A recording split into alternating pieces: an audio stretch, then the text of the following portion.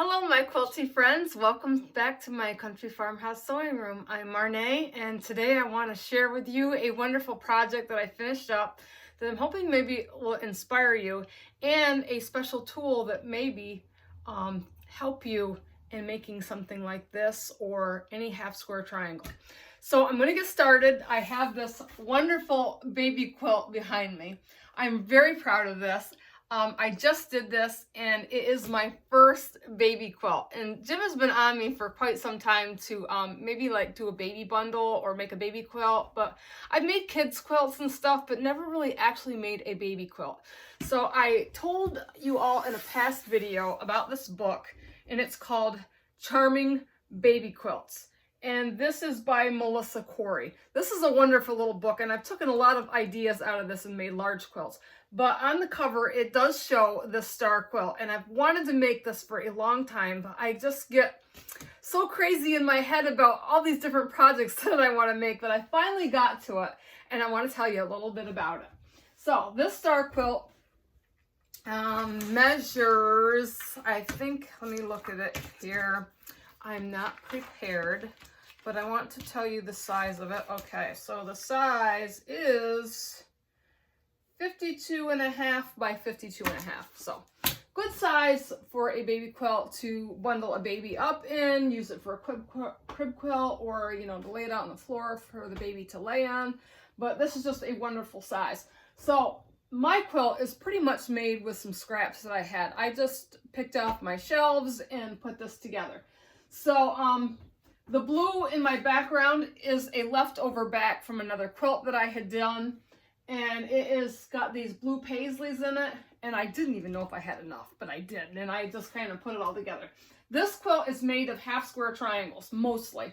The corners here are a large square, and there is a rectangle and some squares in here, but the rest of it is all half square triangles. And the square in the middle here I did in a large one block in the middle.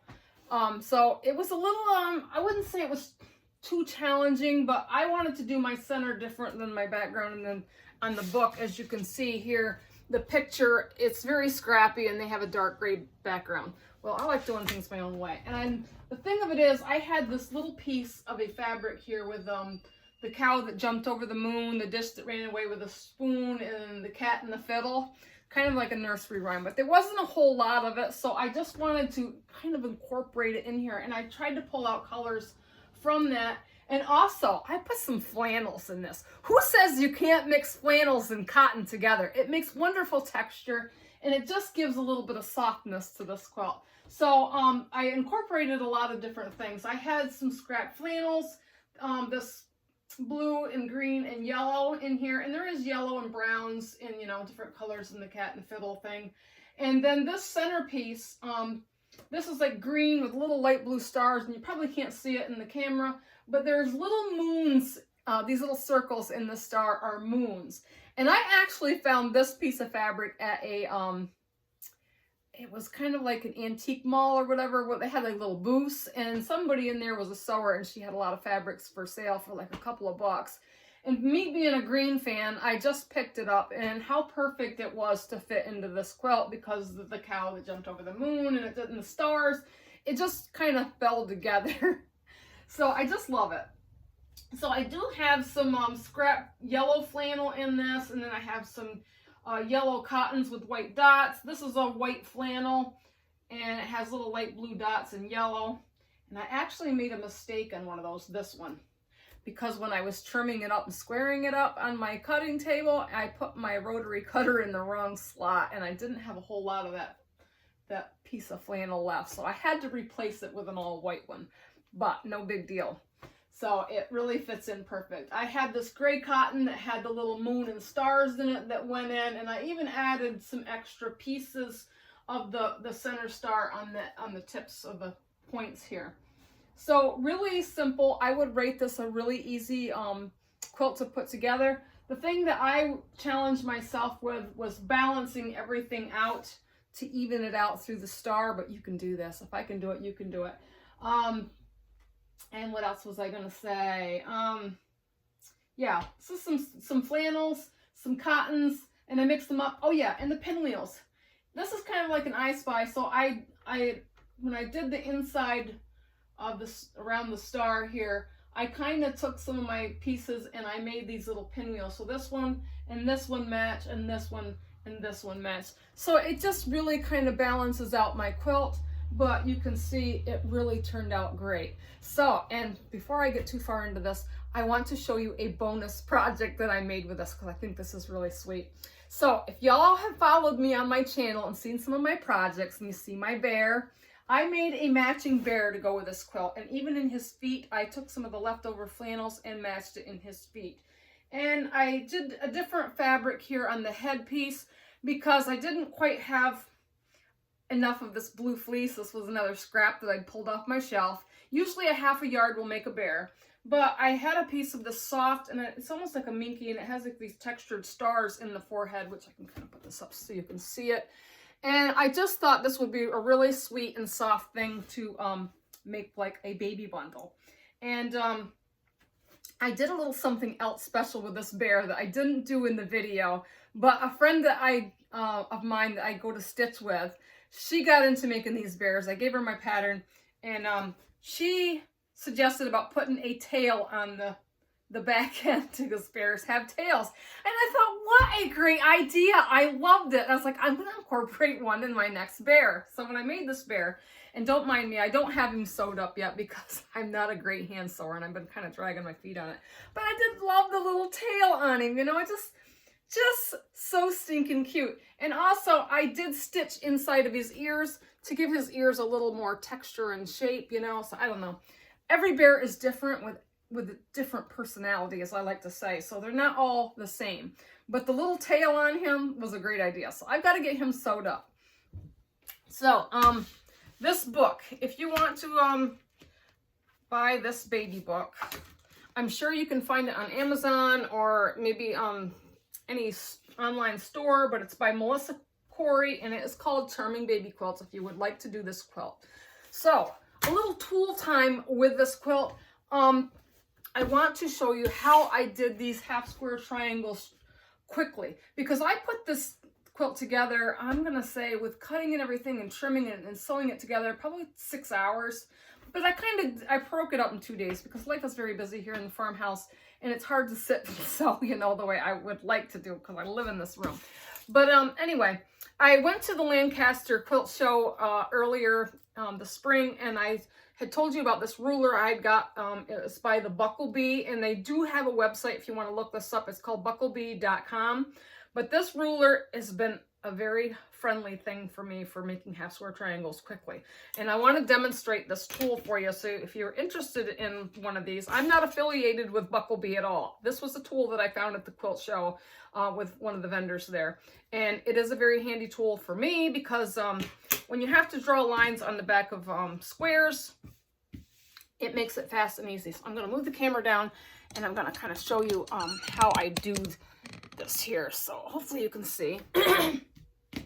I've got two squares here, and I've got like a colored square and then like a light square so you can kind of see. And then of course I have the right sides together, and I have two of these, two blue pieces with right sides together. And I'm just going to kind of show you this ruler.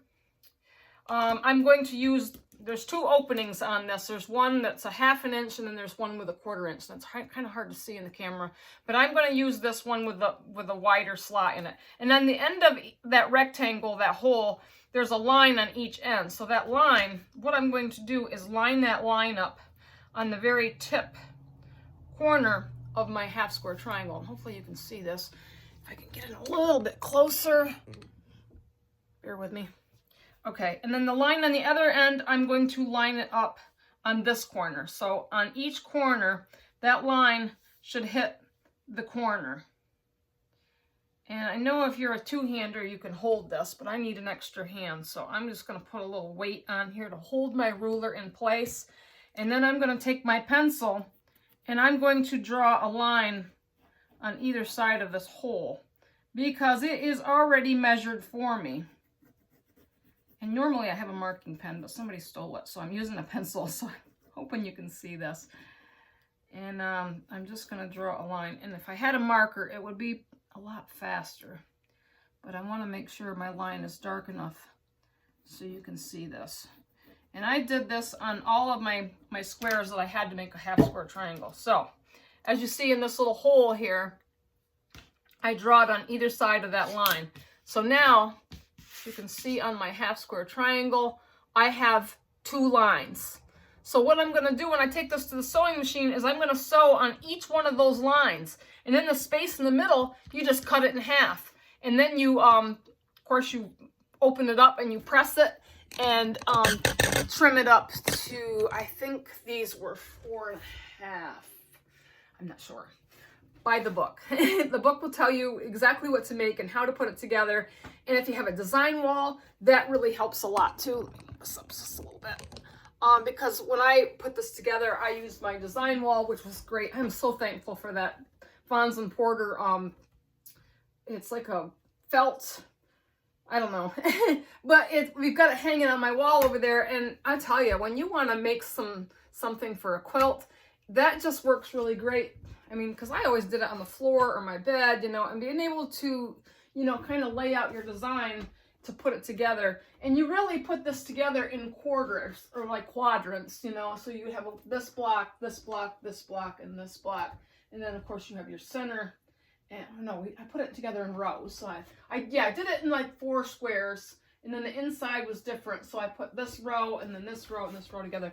Hard to explain, but the book does explain how to do this quilt. This would be really fun if you wanted to make this in an adult size, because, you know, a lot of these stars, you know, like the Lone Star that we just showed you, I'm sure there was Y seams in that, and they can be a little challenging. But this was made out of half square triangle, so this would be really cool if you wanted to do a bigger square and make a bigger star, and then, you know, put some borders around it or some outside blocks. It would look amazing. So, I mean, the quilts in this book, you can really make them versatile. You know, you can make them for the baby, you can make them for children, or you can make them in adult size. So I think this is a great project, and I hope that maybe you might want to try it, or maybe it inspires you, along with maybe a baby blanket and a wonderful huggable little bear. So I'll let you get on to it. Stay tuned to my channel for more. I've got so much to show and tell you. I've been doing a lot. I just haven't had time to record. So I'm hoping you stay with my channel. Stay tuned.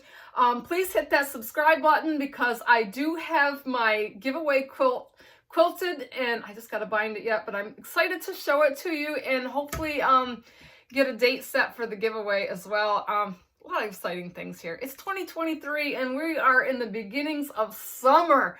So I'm super excited to show you a lot of things. So stay tuned, hit the like button, please subscribe, and I will chat at you later. Have a great day.